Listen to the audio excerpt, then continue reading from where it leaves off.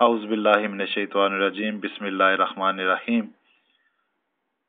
मुअज़्ज़िज़ नाज़रीन, आपके सामने एक बार फिर मलफूज़ात हकीमुल उम्मत, जिसके मुसन्निफ़ हैं हज़रत मौलाना हकीमुल उम्मत मुजद्दिद मिल्लत हज़रत मौलाना अशरफ अली थानवी साहब, जो मज़हब देवबंद के अकाबर मुल्लाओं में शुमार किए जाते हैं। आज हम आपके सामने इस मलफूज़ात हकीमुल उम्मत की जिल्द 8 से एक इबारत पेश कर रहे हैं, जिसको पढ़ने, सुनने और देखने के बाद आप खुद अंदाज़ा लगाइए कि ये जो नाम नेहाद हकीमुल उम्मत हैं मज़हब देवबंद के, और इनके आज के चेले चाटे जो हजूर सल्लल्लाहु अलैहि वसल्लम के असहाबा के नाम के ऊपर दूसरे अकायद के मानने वालों को कुफर के फतवे सादर करते रहते हैं, ये खुद असहाबा इकराम की किस कदर ताजीम और इज्जत करते हैं। मलफूज़ात हकीमुल उम्मत की जिल्द नंबर 8 से हम आपके सामने एक इबारत पेश करते हैं। आप खुद अंदाजा लगाइए ये किस कदर असहाबा इकराम की ताजीम करते हैं। आइए हम आपके सामने वो इबारत पेश करते हैं।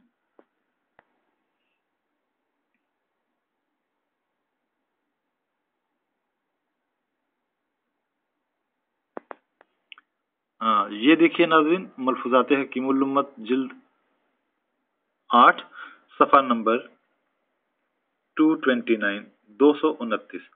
इस पे मौजूद मलफूज नंबर 256 256।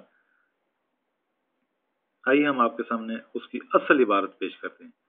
ये देखिए नाज़रीन, मलफूज नंबर 256, इसकी जो शासुर्खी दी गई है वो ये है कि शैतान ख्वाब में अंबिया अलैहिस्सलाम की शक्ल में नहीं आ सकता। शैतान अंबिया अलैहिस्सलाम की शक्ल में ख्वाब में नहीं आ सकता। कि इस शासुर्खी के साथ एक सवाल है कि एक साहब ने अर्ज किया कि हजरत, अगर कोई जनाब रसूलुल्लाह सल्लल्लाहु अलैहि वसल्लम को ख्वाब में देखे तो वो हजूर सल्लल्लाहु अलैहि वसल्लम ही होंगे। शैतान तो हजूर सल्लल्लाहु अलैहि वसल्लम की शक्ल में नहीं आ सकता। फरमाया कि वाकया ही शैतान हजूर सल्लल्लाहु अलैहि वसल्लम की शक्ल में नहीं आ सकता और ना किसी और नबी की शक्ल में हो सकता है। अर्ज किया कि अगर असहाबा में से किसी को ख्वाब में देखें, मसलन हजरत सैयदना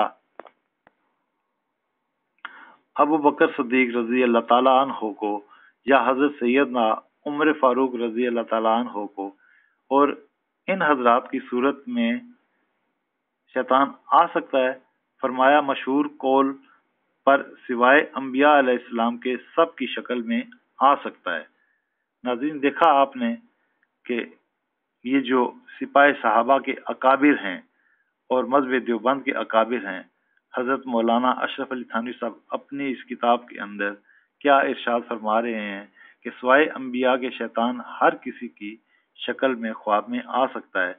वो चाहे क्यों ही ना सैयदना सिद्दीक़ अकबर हों और क्यों ही खलीफा सानी सैयदना उमर फारूक हों, उनकी शक्ल में भी आ सकता है।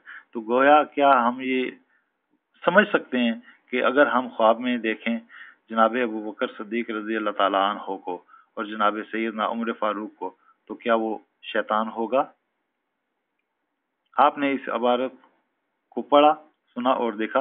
आप खुद अंदाजा लगाइए कि क्या ये असहाबा इकराम की तौहीन नहीं?